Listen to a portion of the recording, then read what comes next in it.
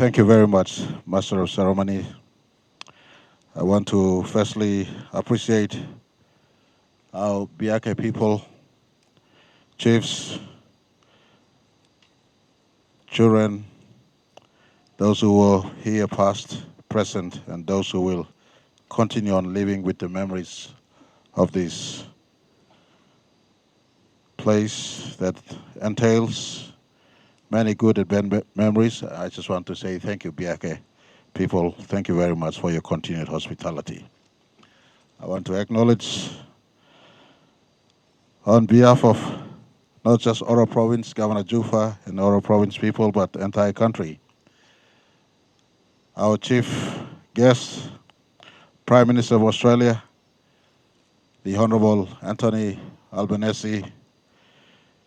You choose to come up and spend this ANZAC here in Isurava.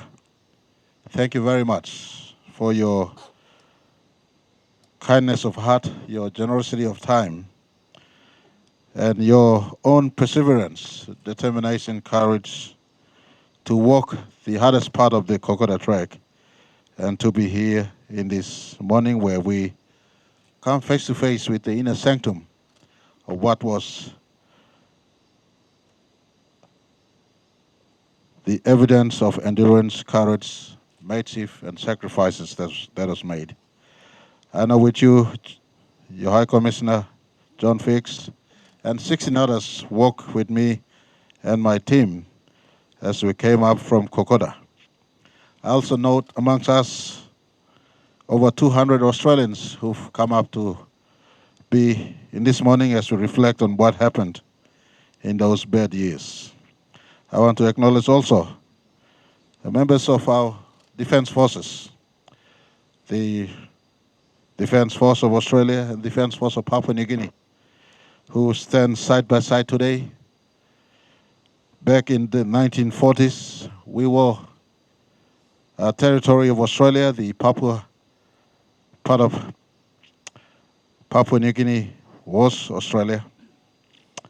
And the Papuan Infantry Battalion did serve side by side with the Australian Defence Force. And I want to acknowledge the serving members today. I listened carefully to the words uttered up front, and it pains my heart to see that Defence Forces continue to be in the face of atrocities when call is made on them.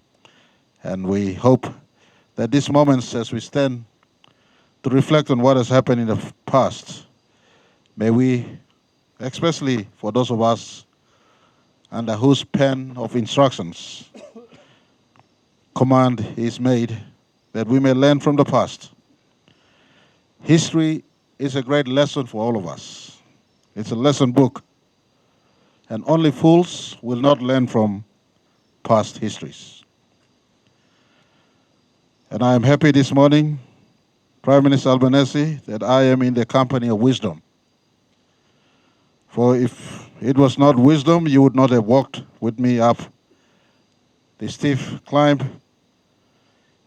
The resilience that we put on to persevere and walk on reflects in a little way the hardship, the endurance, the sacrifices, the resilience, and the mateship that was fought here. The Biake people are peaceful people. They live peacefully up till today. They stand watch this solemn occasion every year that has gone by and up till today. They teach all of us, rest of PNG, and they teach the world what it must be, that peace at all costs. The atrocities of war that has happened in the past and up till today must forever remind us leaders that in all instances we must put under restraint of war and allow peace to prevail in all circumstances. Conflict resolution must find its resting place in dialogue, meaningful engagements, peace. I speak in the presence of global leadership that is in contest.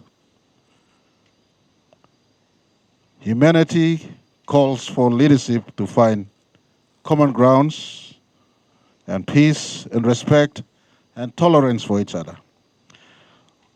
When war descended in my part of planet Earth in the 1940s, our people were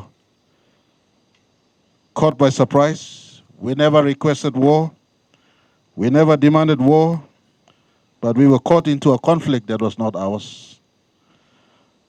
But we had to do our part to defend our territory, our shared territory, our space.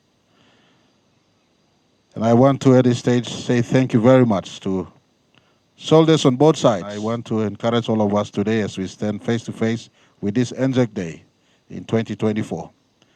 Global leadership must put on the restraint of not allowing our soldiers to go to war, but put on a restraint and call for peace in all circumstances, in all instances. Mr. Prime Minister and my friends from Australia, my mates from Australia, this was grounds where mateships were forged. As we remain forever as friends going into the future, Papua New Guinea will no longer be ground for wars to be taking place. We want to preserve PNG, Australia, and the Pacific as peaceful part of planet Earth. And today, as we stand, give respect to the past, and for those who sacrifice to give us the peace we have today, let us not make the efforts go in vain. For today, we must construct a future that is peaceful for our children to live in. God bless the memories of those who went before us for the sacrifices they made. Lest we forget their courage, their strength, their resilience, their tenacity.